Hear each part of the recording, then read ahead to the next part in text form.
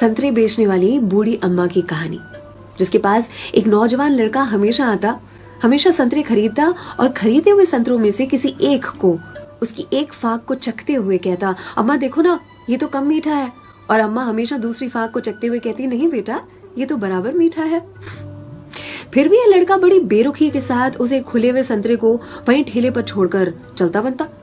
अब इस नौजवान के साथ उसकी पत्नी भी हमेशा हुआ करती। एक दिन पत्नी ने पूछा, ये जो तुम हर बार अम्मा के ठेले पर पहुंचकर नौटंकी शुरू कर देते हो, ये संतरा तो कम मीठा है, ये संतरा तो कम मीठा है। संतरे तो मैंने भी चखे हैं, बराबर होते हैं, लेकिन फिर इस नौटंकी के पीछे राज क्या है, चाहते क्या हो तुम? इस पर लड़के ने अपनी पत्नी को एक मीठी सी मुस्कान दी और कहा, मुझे भी पता है कि सारे के सारे संतरे बहुत ही मीठे होते हैं, लेकिन तुमने कभी अम्मा को देखा है? अम्मा इतनी गरीब है कि जो बेचती हैं उन्होंने कभी चखा भी नहीं होगा, इसीलिए तो एक खुला हुआ संतरा उनके ठेले पर छोड़कर आ जाता हूँ, मेरी ओर से उनके लिए।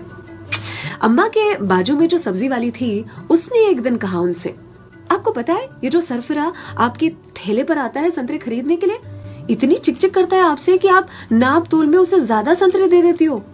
इस पर अम्मा ने कहा कि वो कभी मुझसे संतरे की मिठास पर चिकचिक करता ही नहीं है, वो ये चिकचिक करता है मुझे संतरा खिलाने के लिए, एक छोड़कर जाता है। क्या मुझे पता नहीं है? उसकी चिकचिक में भी उसके प्यार की मिठास नजर आती है।